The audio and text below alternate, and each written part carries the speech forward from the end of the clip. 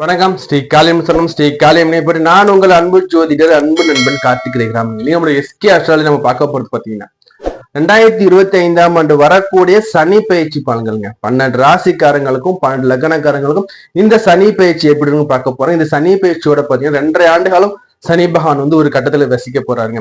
அப்ப 2.5 ஆண்டு காலம் சனி பகவான் கட்டத்துல இருக்கும்போது இந்த பயிற்சி பலன்கள்லாம் உங்களுக்கு சனி பயிற்சியோட பலன்கள் மட்டும் கொடுக்கல, கூடவே பாத்தீங்கன்னா இந்த 2.5 ஆண்டு காலத்துல பாத்தீங்கன்னா குரு பகவான் பயிற்சி இருக்கு, ராகுகதிகள் பயிற்சி இருக்கு. இது மொத்தத்தையும் சேர்த்து 2.5 ஆண்டு காலத்துக்கும் உங்களுக்கு என்ன மாதிரியான பலன்கள் இருக்கும், இந்த 2.5 ஆண்டு காலத்துக்கும் என்ன மாதிரி தெய்வத்தை வழிபாடு பண்ணா இந்த சனி பகவான் தாக்கத்துல இருந்து நம்ம நட்பெல்லாம் நம்ம பெறலாம் நம்ம பார்க்க போறாங்க. அதுக்கு முன்னாடி நீங்க பண்ண வேண்டியது எல்லாமே ஒண்ணுதான், உங்களோட விலை மதிப்பு இல்லாத பொண்ணான சப்ஸ்கிரைப் பண்ணி கிளிக் பண்ணி வைங்க, கூடவே பெல்லையை கிளிக் பண்ணி வச்சுக்கோங்க. அப்ப நான் சொல்றேன் வந்துகிட்டே இருக்கும். இந்த வீடியோ லைக் பண்ணுங்க, அப்படியே உற்றார் உறவினர் நண்பர்கள் அனைவரும் கூட இந்த வீடியோ அப்படியே பகிர்ந்தளிங்க. அதே மாதிரி பாத்தீங்கன்னா இந்த சனி பகவான் பாத்தீங்கன்னா பார்க்கிற பார்வைகளுக்கு என்ன மாதிரி பலன்கள் கொடுக்க போறாரு. அதே மாதிரி இந்த குரு பகவான் நகர்ந்து வரும்போது, ஏன்னா குரு வருடத்துக்கு ஒரு வாட்டி பயிற்சி ஆவார், ராகு கேதுக்கள் 1.5 ஆண்டு வாட்டி பயிற்சி ஆவார், சனி பகவான் 2.5 ஆண்டுக்கு மட்டுமே பயிற்சி ஆவார். அப்போ இதுல நீங்க சனியை மட்டும் நம்ம பார்த்தோம்னா நமக்கு முழுமையான உங்களுக்கு பலன் கிடைக்காது. அதுக்காக சனி பகவானையும் குரு பகவான் ராகு கேதுக்கள் இவர்கள் 2.5 ஆண்டு காலத்துல எத்தனை வாட்டி பயிற்சி ஆகிறாரு, அப்படி ஆகும்போது உங்களுக்கு என்ன நற்பலன் கெடுபல் கிடைக்க போகுதுன்றது நம்ம பார்க்க போறேங்க. இதுல எத்தனை பேர் சனி பகவான் போய் வழிபாடு பண்ணணும், எத்தனை பேர் சனி பகவானை வழிபாடு பண்ண கூடாதுன்னு நான் சொல்ல போறேங்க. அப்போ நீங்க பண்ண வேண்டியது எல்லாமே ஒண்ணுதான், நம்ம வீடியோ சப்ஸ்கிரைப் பண்ணி வச்சுக்கோங்க, உங்க ஃப்ரெண்ட்ஸ் எல்லாருக்குமே வீடியோ ஷேர் பண்ணுங்க. அதே மாதிரி பாத்தீங்கன்னா உங்களுக்கு ஜாதகம் பார்க்கணும், திருமண பொருத்தம் பார்க்கணும், பெயர் ராசி பார்க்கணும், இல்ல வேற ஏதும் சந்தேகம் வேணும்னா நம்ம பாத்தீங்கன்னா பரம்பரை வழியா ஜாதகம் பார்த்துட்டு வந்துருக்கக்கூடிய பரம்பரை வழி சொல்றாங்க. எங்ககிட்ட கன்சல்டேஷன் வாங்கணும் பிரியப்பட்டீங்கன்னா நம்பர் கொடுத்துருக்கேன், கால் பண்ணி கன்சல்டேஷன் வாங்கிக்கோங்க. இந்த ப்ரிடிக்ஷன் பாத்தீங்கன்னா இந்த பலன்கள் பயிற்சி பலன்கள் பாத்தீங்கன்னா நான் ஒரு ராசி கட்டம் கொடுக்குறேங்க. அந்த ராசி கட்டத்துல சனி பகவான், ராகு கேதுக்கள், குரு பகவான் இந்த 4 கோள்களோட பலன்கள் நிலைகள் என்ன, எங்கெல்லாம் அமர்ந்து இருக்கு, இவர் பாதைகளை என்ன உங்களுக்கு பண்ணும், நீங்க எப்படி உங்களை தற்காத்து கொள்ளணும்னு சொல்லி நம்ம தெளிவா நம்ம பார்க்க போறோம். வாங்க நம்ம போயிட்டு 12 ராசிக்கும் லக்னத்தை நான் சொல்றேன். நீங்க உங்க ராசிக்கு மட்டும் பார்க்காதீங்க, லக்னம் சேர்த்து பாருங்க. அதே வீடியோவை ஃபுல்லா பாருங்க. நம்ம கொடுக்குற இந்த பலன் பாத்தீங்கன்னா நீங்க எந்த ராசியாக எந்த லக்னமாக இருந்தாலும் சரி ஆல்மோஸ்ட் 80% கவராக நம்ம தான் கணிச்சு நான் கொடுத்துருக்கேன். இதை பாத்தீங்கன்னா இந்த துல்லியமான கணிப்பை நீங்க முழுமையா நீங்க பாருங்க, ஸ்கிப் பண்ணாம பாருங்க. வாங்க போயிட்டு 12 ராசிக்கும் 12 லக்னத்துல நம்ம எப்படி நம்ம இருக்கு, இந்த சனி பகவான் பேச்சில் எப்படி நம்ம தெளிவா நம்ம பார்த்துட்டு வருவோங்க. கடக ராசி கடக லக்னத்துக்கு இந்த சனி பகவானோட பேச்சு எப்படி சார் இருக்க போகுதுன்னு பார்த்துட்டு வந்துருவாங்க. ஃபர்ஸ்ட் சந்திரன் ராசிக்கு லக்னத்துக்கு லக்னம் போட்டாச்சு. பொதுவா கடகம் சந்திரனோட ஆட்சி நகனை கொண்ட கடக ராசி கடக லக்னம். அதாவது சந்திர பகவான் பாத்தீங்கன்னா ரொம்ப ரொம்ப ரொம்ப அழகானவர். புரியுதா? அழகுக்கு இலக்கணமே சந்திரன் தான். அதே மாதிரி குடும்பத்தை பார்த்துக்கிறதுல சந்திரன் நிகர் யாருமே கிடையாது. இந்த சந்திரன் பாத்தீங்கன்னா 27 நட்சத்திரத்துக்கும் ஒரே கதாநாயகனா சந்திரன் தான். அப்ப 27 மனைவின்னு சொல்லுவாங்க இவருக்கு. 27 நட்சத்திரங்களும் இந்த சந்திரனுக்கு மனைவின்னு சொல்லுவாங்க. என்ன சார் இப்படி சொல்றீங்கன்னு பார்த்தா இங்க 27 நட்சத்திரம் அந்த 27 பெண்கள் சொல்லுவாங்க. அப்படி 27 பெண்களையும் அந்த அடக்கி ஆளக்கூடிய அந்த பக்குவம் அந்த திறன் யாருக்கு இருக்குன்னா இந்த சந்திரனுக்கு தாங்க இருக்கும். அப்போ சந்திரன்கிட்ட பாத்தீங்கன்னா பொறுமை, ஒரு குடும்பத்தை எப்படி நம்ம பார்த்துக்கணும், ஒரு குடும்பத்துக்கு இலக்கணம்னா என்ன, யாரை எப்படி நம்ம பார்த்துக்கணும் சொல்லக்கூடியது இந்த அமைப்பு சந்திரன் இருக்கும். உதாரணம் சொல்றேன் பாருங்க, ஒரு வீட்டுல 10 பேர் கவனிச்சுக்கோங்க. 10 பேர் ஒருத்த மட்டும் சிரித்துன்னு இருப்பான், பாக்கெல்லாம் சிரிச்சு பேசிக்கிட்டே இருக்கான்னு வச்சுக்கோங்க. கடைசி காலத்தை பாத்தீங்கன்னா சிரிச்சு பேச விட்டு போயிடுவாங்க. இந்த கடுகன்னு பேசினா பாத்தீங்கன்னா அவன் விடவே மாட்டான். அவன் தான் இங்க சந்திரன். இப்போ சந்திரனெல்லாம் கடுகுன்னு பாசனம் கிடையாது. சந்திரன் பாத்தீங்கன்னா எல்லாத்தையும் அனுசரிக்கக்கூடியவர், எல்லாத்தையும் அனுசரிச்சு எல்லாத்தையும் புரிஞ்சு எல்லாருக்கும் என் நல்லது பண்ணணும்னு நினைக்கிறது சந்திரன். தாய் உள்ளோன்னு சொல்லுவாங்க. இந்த கடகங்கிறது பாத்தீங்கன்னா தாய் அம்மா. உங்க ஒவ்வொரு ஜீவராசிக்கும் அம்மாங்கிறது மிக முக்கியமானது இல்லையா? அப்படி அம்மாவை குறிக்கக்கூடிய ராசின்னு பார்த்தா கடகம். இந்த ராசி எங்க உச்சமாகன்னு பாத்தீங்கன்னா இங்க ரிஷபத்துல உச்சமாகும். இதுவும் பெண் வீடு, இது ஆண் வீடு. இங்க பாத்தீங்கன்னா சிம்மம் அப்பா உச்சமாகிறாரு, இங்க அம்மா உச்சமாகறாங்க. அடுத்து இங்க புதன் சகோதரக்காரர்கள் எப்படி வச்சுக்காங்க பாத்தீங்களா கட்டத்துல. சரி, அப்படி இருக்கும்போது உங்களுக்கு இந்த சனி பகவானோட இந்த பயிற்சி எப்படி சார் இருக்க போகுதுன்னா இது வரைக்கும் பாத்தீங்கன்னா 8 சனிங்க. அதாவது சனி பயிற்சி வரைக்கும் பாத்தீங்கன்னா உங்களுக்கு சனி பகவான் 8ல சார் 8 சனி ரொம்ப மோசமாச்சு சார் அந்த 8 சனி தாங்க இருந்துகிட்டு இருக்கீங்க இத்தனை காலமா. அது மாதிரி பாத்தீங்கன்னா 7 சனி, இப்போ 8 சனியில இருக்கீங்க. அடுத்து இந்த சனி பகவான் உங்களுக்கு நல்லதை கொடுக்கறதுக்காக 9ஆம் இடத்துக்கு பயிற்சி போயிடுறாரு. இப்ப இருக்கிற இந்த காலகட்டத்துல பாத்தீங்கன்னா வேலையில நிம்மதி இல்லை. குறிப்பா சொன்னா வேலை தாங்க பிரச்சனையே உங்களுக்கு.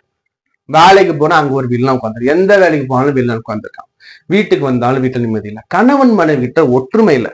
ஆனா இருந்தா பெண்ணா இருந்தா இல்ல பாதி பேர் பிரிஞ்சிருப்பீங்க. ஒரு 100 பேர் இருக்கீங்கன்னா 100ல வந்து 60% பாத்தீங்கன்னா கணவன் மனைவி பிரிந்து வாழ்ற சூழ்நிலை. இதெல்லாம் கொடுவது யாரு? இந்த சனி பகவான். ஏன்னா ஃபர்ஸ்ட் அவர் 7ல இருந்தார். 7ல இருந்து புரிதல் இல்லாம ஒரு பிரச்சனை பண்ணாரு.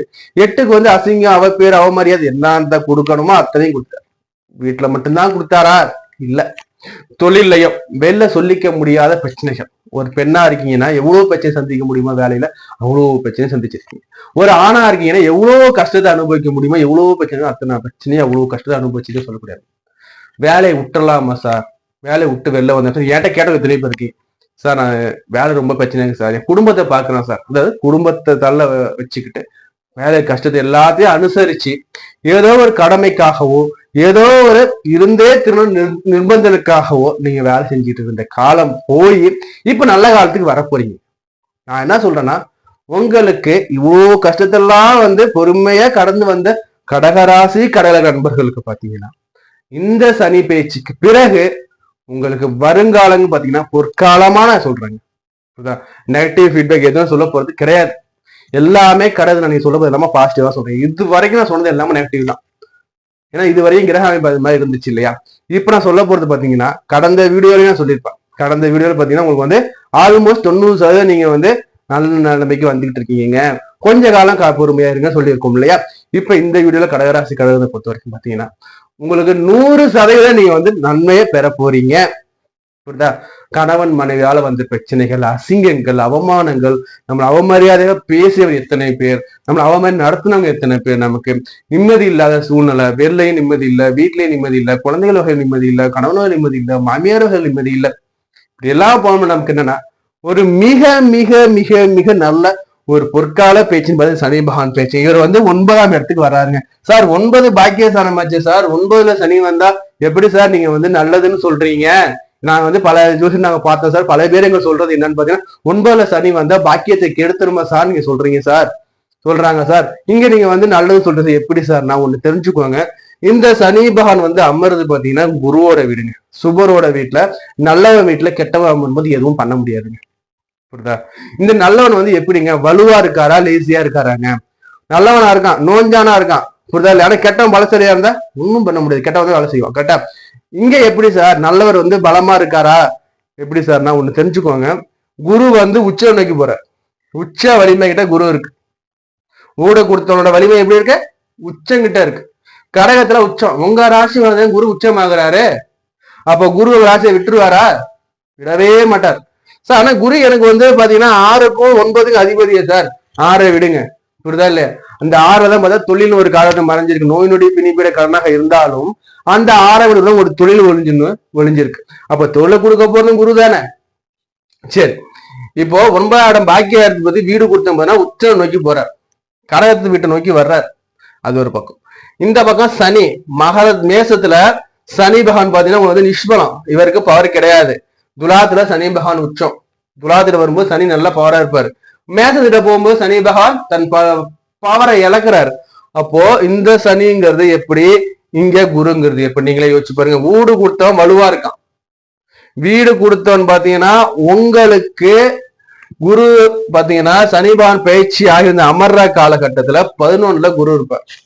புரியுதா? 11ங்கிறது கலகத்துக்கு மிக நெருங்கிய ஸ்தானம். அடுத்த குரு பயிற்சி வரும்போது இந்த குருவாகப்பட்ட மிதுனத்துக்கு வந்துடுவார், ரொம்ப ரொம்ப கிட்ட வந்துடுவார். அப்போ 90% பவர்ல இவர் இருக்காரு, இவர் வந்து 20% பவர்ல இருக்காரு. ஏன்னா அடுத்த வந்து நிஷ்பலம் ஆயிடுவார் இல்லையா?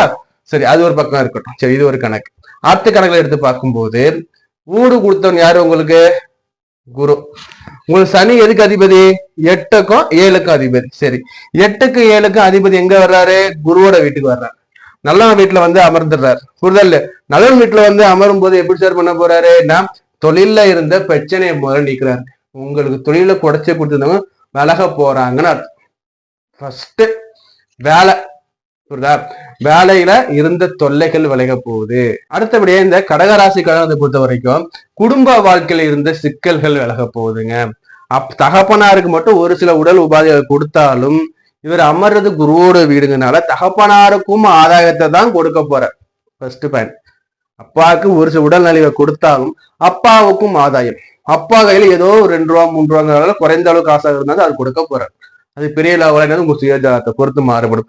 அதே மாதிரி பாத்தீங்கன்னா இங்க பாக்கியஸ்தானத்துல உங்களுக்கு சனி பகவான் அமரும். இவர் 8க்கும் அதிபதி 7க்கும் அதிபதி பாக்கியத்தை அமரும் போது பிரிந்து இருந்த கணவன் மனைகள் ஒண்ணு சேர வாய்ப்புகள் இருக்கு. பிரிந்த தம்பதிகள் ஒண்ணு சேர வாய்ப்புகள் இருக்கு.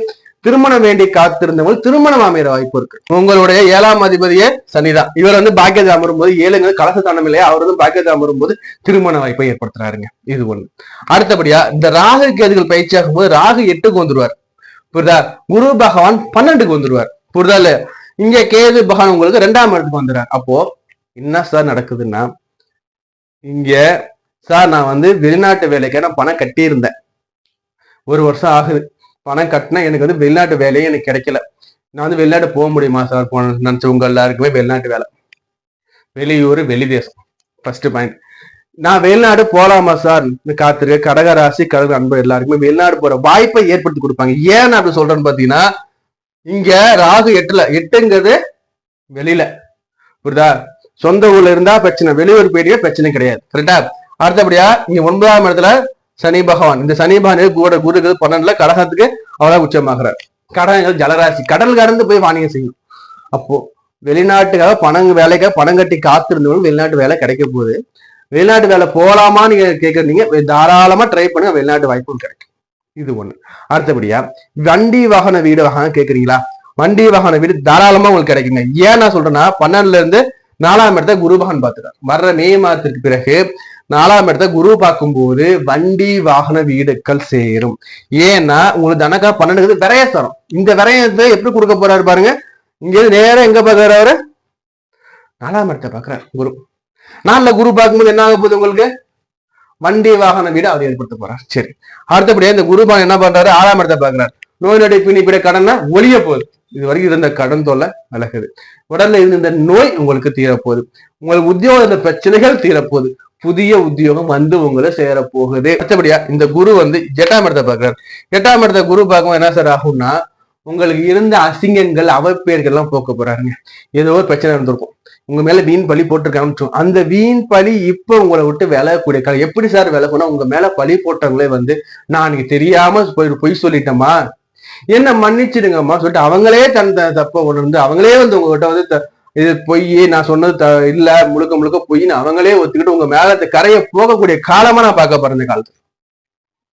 புரியுதா? அப்போ இது வரைக்கும் இருந்த இன்னல்கள் எல்லாத்துக்குமே ஒரு விமோச்சனம். புரியுதா? ஒரு மனுஷனுக்கு என்ன வேணும்? வேலை கரெக்ட் கிடைச்சிருது. அடுத்து என்ன வேணும்? இருக்கிற வீட்டுல பிரச்சனை கூட அது வீட்டுல பிரச்சனையை சால்வ் பண்ணி தர்றாங்க. அடுத்து என்ன வேணும்? நிம்மதியான தூக்கம் வேணும். 12ல குரு அமரும் போது நிம்மதியான தூக்கம் இருக்கும். புரியுதா?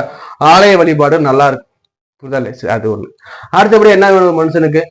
கல்வி, வேலை எல்லாத்தையும் இந்த கிரக அமைப்பு கொடுத்துருக்கு. திருமணம் வேண்டி காத்து திருமண வாழ்க்கையும் ஏற்பட வாய்ப்பு இருக்கு. வேற என்ன வேணும் உங்களுக்கு? இருந்த பிரச்சனை எல்லாத்தையும் முடிச்சிடும். புரியுதா? சரி, அடுத்தபடியா ராகு கேதுகளை பார்ப்போம்.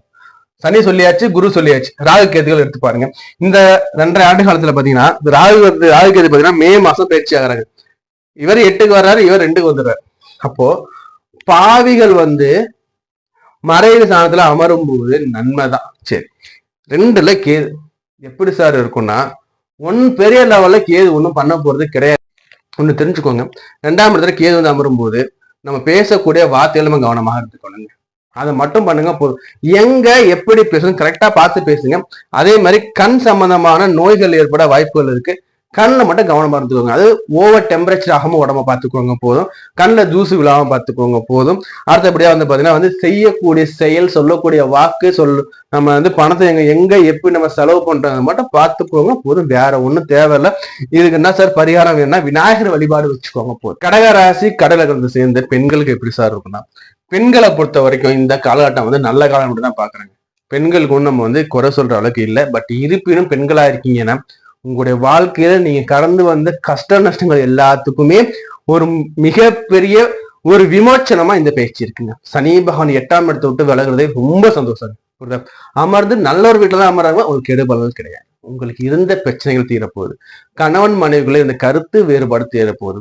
உங்களை அவதூறாக பேசிய எல்லாரும் ஒட்ட வந்து சரணாகதி அடைய போறாங்க. நல்லா இருக்க போறீங்க. நல்ல மாதிரி சூழ்நிலை அமைய போகுது. உங்களுக்கு நல்ல வேலை கிடைக்க போகுது. வேலை தேடுனவங்க நல்ல வேலை கிடைக்க போகுது. உங்களுக்கு வேலையில இருந்த பிரச்சனை இடைவெளி எல்லாமே விலக போகுது. உங்களுடைய வாழ்க்கையில் இனி வசந்த காலமே. அடுத்தபடியா மாணவர்களுக்கு எப்படி சார் இருக்க போகுதுன்னா, மாணவர்களை பொறுத்த வரைக்கும் இந்த காலகட்டம் நல்லா இருக்கு. கான்ஃபிடன்ட் நல்லா இருக்கும். படிக்கிற முறையும் நன்றாக இருக்கும். அதே மாதிரி ஒரு ஹையர் எஜுகேஷன் படிக்கணும், நான் வெளியூர் போய் படிக்க போறேன், வெளிநாட்டுல படிக்க போறேன், இந்த வாய்ப்புகள் கைகூடி வர காலமா நான் பார்க்க போறேன். இந்த காலகட்டத்துல பாத்தீங்கன்னா கூடா நெருப்பு கேள்வி முடியுமே, தேவையில்லாத அவகாசம் வேண்டாம். உங்க வேலை என்னவோ அதை மட்டும் பாருங்க. ஏன் நான் இப்படி சொல்றேன்னா, ஏன்னா 9 சனி இருக்கும்போது நமக்கு ஒரு சில இடையூறுகள் கொடுக்கும். புரியுதா? நான் படிக்கும்போது நமக்கு ஒரு இடையூறுகள், அந்த இடையூறு எப்படி வரும்னு பார்த்தீங்கன்னா வந்து 7ஆம் இடம் இது மாதிரி கொஞ்சம் வரும். ஸோ அதனால அது வேண்டாம். ஸோ அப்படி இருக்கும்போது என்ன பண்ணுங்க, படிப்புல கவனமா இருந்துக்கோங்க. சீனியர் சிட்டிசனை பொறுத்த வரைக்கும் என்ன சார் பண்ண இன்வெஸ்ட்மெண்ட் பண்ணலாம்னா, உங்களுக்கு இருந்த மிகப்பெரிய தடைக்கல்லே விலகுதுங்க. இருந்த பிரச்சனைகள் எல்லாமே விலகுங்க. இருப்பினும் என்ன பண்ணுங்க, பெரிய லெவல் முதலீடுகள் எதுவும் வேண்டாம். மீடியம் ஆவரேஜ் இது போதும். அதே மாதிரி ஒரு தெரியாத ஒரு தொழிலையோ, ஒரு தெரியாத ஒரு பிசினஸ்லயோ, முன்ன அனுபவம் இல்லாத பிசினஸ்லயோ, முன்ன அனுபவம் இல்லாத இன்வெஸ்ட்மெண்ட்லயோ நீங்க ஈடுபட வேண்டாங்கிறது நம்மளோட கருத்து. ஒரு சுயஜாத அடிப்படையில நீங்க வந்து பண்ணணும்னு நினைக்கிறேன், தசாபுத்திரம் நீங்க பண்ணிக்கோங்க, பிரச்சனை இல்லை. ஆனா வந்து பொதுவான பலன் எடுத்து சொல்லும் போது மிகப்பெரிய முதலீடுகள் எதுவும் வேண்டாம். உங்களுக்கு தெரிஞ்ச முதலீடுகள் செய்யுங்க. தெரிஞ்ச இடத்துல மட்டும் நீங்க பணப்புழக்கம் வச்சுக்கோங்க. இது சரி. ஓவர் வியூவா நம்ம எடுத்து நம்ம பார்க்கும்போது இந்த 2025 சனி பேச்சு பாத்தீங்கன்னா, கடகத்தை பொறுத்த வரைக்கும் உங்கள் வாழ்க்கையில ஒரு கலங்கரை விளக்கமா நான் பார்க்கப்படுறேங்க. இருந்த கஷ்டங்கள் எல்லாமே நீங்கி வாழ்க்கையில வசந்தம் பிறக்கக்கூடிய காலமா இருக்கு. புரியுதா? யார் என்ன பழி சொன்னாலும் அந்த பழி சொல் எல்லாமே நீங்கி நீங்க வந்து புத்துணர்வோட, நல்ல ஒரு மகிழ்ச்சியோட, சந்தோஷத்தோட நீங்க வந்து வளர்ந்து வரக்கூடிய காலமா நான் பார்க்க போறேன். இந்த காலகட்டத்தில் என்ன சார் நான் வந்து பரிகாரம் பண்ணலாம், என்ன சார் நான் வந்து மேல மேல உயர்ந்து என்ன சார் நான் பண்ணணும்னு பாத்தீங்கன்னா, இந்த காலகட்டத்துல பாத்தீங்கன்னா ஒரு முறை நீங்க திருப்பதி போயிட்டு ரொம்ப நல்லது பயக்கும். உங்களுக்கு திருப்பதி போயிட்டு வாங்க. அதே மாதிரி பாத்தீங்கன்னா உங்களுக்கு வந்து இந்த சிவன் வழிபாடு இருக்கு பாத்தீங்களா, சிவ வழிபாடு ரொம்ப ரொம்ப நல்லது பயக்குங்க. அதாவது பார்வதி பரமேஸ்வரன் தம்பதியோட இருக்காங்கன்னா அந்த சிவனை வந்து இங்க திங்கட்கிழமை ஏதோ ஒரு வழிபாடு பண்றதும், பிரதோஷம் விரதம் இருக்கிறதும், இந்த பிரதோஷ காலகட்டத்தில் நம்ம வந்து அன்னதானங்கள் மேற்கொள்றதும், அதே மாதிரி பாத்தீங்கன்னா வந்து இந்த முதியோர் இல்லங்களுக்கு நம்ம வந்து முடிந்த அளவு நம்மளால முடிந்த அந்த உணவுப் பொருட்கள் தானமா செய்யறது மூலியமாகவும், பச்சரிசி தானம் செய்வது மூலியமாகவும், அதே மாதிரி பாத்தீங்கன்னா குரு பகவான் வழிபாடு செய்வது மூலியம் உங்களுக்கு இருக்கக்கூடிய கஷ்டங்கள் நீங்கி இன்னும் மேல மேலேயே முன்னேறலாங்க. அதாவது திருப்பதி ஒரு வாட்டி போயிட்டு வாங்க. அடுத்தபடியே சிவன் வழிபாடு வச்சுக்கோங்க. சிவனுக்கு மிக உகந்தது பாத்தீங்கன்னா வந்து பிரதோஷ வழிபாடு சொல்லுவாங்க. அந்த பிரதோஷ வழிபாடு நீங்க சிவனுக்கு வழிபாடு பண்ணுங்க. அதே மாதிரி பாத்தீங்கன்னா வந்து குருவுக்கு ஆலங்குடி இருக்கு. ஆலங்குடியில போய் குரு வழிபாடு பண்ணிட்டு வாங்க. குரு பயிற்சிக்கு பிறகு மே மாதம் குரு பயிற்சி குருவை வழிபாடு பண்ணிட்டு வாங்க. சார் குரு எனக்கு 12ல சார் இருக்குன்னு நீங்க நினைக்க வேண்டாம். ஏன் நான் சொல்றேன்னா, இவர் வந்து உச்சகட்ட நெருங்கி வர்றாரு. இவரோட உச்ச வீடே உங்களுக்கு பாத்தீங்கன்னா உங்க வீடு தான். அப்போ இவர் 12ல இருந்து உங்களுக்கு பெருசா எதுவும் கெடுக்க போறது கிடையாது, கொடுக்கத்தான் போறாரு. என்ன சுப செலவாகத்தான் இருக்கும். ஆனா சுப செலவு உங்களுக்கு மிக ஆதாயம் செலவா இருக்கும். புரியுதுங்களா? ஒரு தங்க நகை வாங்கலாம், இடம் வாங்கலாம், கார் வாங்கலாம், ஆதாயம் தானே. சோ அது மாதிரி அவர் கொடுக்க ரெடியா இருக்காரு. அதை நீங்க வாங்கிக்கொள்ள ரெடியா இருங்க. நம்ம இது வரைக்கும் பார்த்தது பாத்தீங்கன்னா பொதுவான சனி பயிற்சி பலன்கள்ங்க. 12 ராசிக்காரங்களுக்கும் 12 லக்கணக்காரங்களுக்கும் நம்ம சொல்லக்கூடிய பொதுவான சனி பயிற்சி பலன்கள். இந்த சனி பயிற்சி பலன் பாத்தீங்கன்னா உங்களோட ராசிக்கும் லக்னத்தையும் எடுத்து பார்த்துங்க. அப்போதான் உங்களுக்கு வந்து ஆல்மோஸ்ட் மேட்ச் ஆகுங்க. அதே மாதிரி இந்த பயிற்சி வந்து 100% மேட்ச் ஆகுமா சார்னா, உங்களுக்கு வந்து 100% மேட்ச் ஆகுது வாய்ப்புகள் மிக குறைவு. ஏன் நான் சொல்றேன்னா, உங்களோட நடப்பு தசாநாதன் என்ன, நடப்பு புத்திநாதன் என்ன, இதை பேஸ் பண்ணி தான் உங்களுக்கு வந்து இந்த பேச்சு பலன்கள் இருக்குங்க. அதே மாதிரி உங்களோட சுய ஜாதகத்துல பிறக்கும் போது சனி பகவான் உச்சமாயிருக்காரா, ஆட்சி ஆயிருக்காரா, அல்லது நீச்சமாயிருக்காரா, அல்லது நீச்ச பங்க ராஜ யோகத்துல அவர் அமர்ந்திருக்காரா, இதெல்லாம் நம்ம அங்க கணக்கிட ரொம்ப ரொம்ப முக்கியங்க. அதே மாதிரி சனி பகவான் அமர்ந்திருக்க நட்சத்திர பாதசரம் என்ன, அவர் சுபரத்தில் அமர்ந்திருக்காரா, இல்ல பாயுஜத்தில் இணைஞ்சிருக்காரா, இல்ல வந்து கட்டத்திலையும் பார்த்தோம்னா நமக்கு வந்து சேர்க்கையில இருக்காரா, ராகு கேது இது மாதிரி சேர்க்கைகள் இருக்கா, இல்ல செவ்வாயோட சேர்க்கை இருக்கா, இது மாதிரி சேர்க்கைகள் இருக்கின்றனவா, இதெல்லாம் நம்ம வந்து பார்க்கும்போது அந்த பலன்கள் 100% மேட்ச் ஆகுங்க. அதே மாதிரி இந்த பயிற்சி காலகட்டத்துல வந்து பாத்தீங்கன்னா இந்த சனி பகவான் 2.5 ஆண்டில் ஒரு ராசி மன்றத்தை வசிக்கக்கூடிய ஒரு மிக நீண்ட வரிசையில் வரக்கூடிய ஒரு மிக மிக மிக மந்தன்ங்க.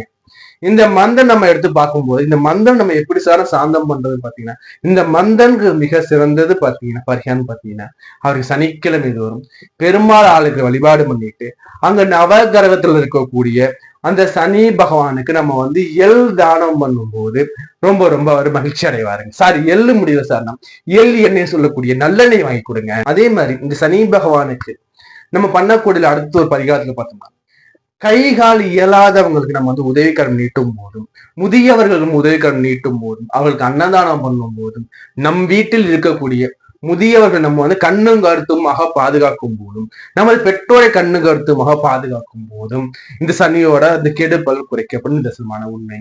அதே மாதிரி உங்கள் வீட்டுல பாத்தீங்கன்னா பழைய இரும்பு பொருட்கள், பழைய குப்பைகள், பழைய தூசுகள் எதுவும் சேராமன்னு நீங்க பாத்துக்கிட்டீங்கன்னா உங்களுக்கு இந்த சனியோட அனுகூலம் நன்றாவே இருக்குங்க. அதே மாதிரி உங்களுக்கு ஜாதகம் பார்க்கணும், திருமண பொருத்தம் பார்க்கணும், பெயர் ராசி பார்க்கணும், இல்ல வேற எதுவும் ஜாத சம்பந்தமான கோளாறுகளுக்கும் பரிகாரங்கள் வேணும்னு பிரியப்பட்டீங்கன்னா ஸ்கிரீன்ல நம்பர் கொடுத்துருக்கேன், கால் பண்ணி கன்சல்டேஷன் வாங்கிக்கோங்க. நான் உங்களை வேறொரு காலில் சந்திக்கிறேன். நான் உங்களுக்கு கார்த்திக் ரேகராமன். இந்த காலியம் நாள் உங்க அனைவருக்கும் பரிபூர்ணம் கிடைக்க நான் மனமாற வேண்டிய கேட்டுக்கொள்கிறேன். நன்றி, வணக்கம்.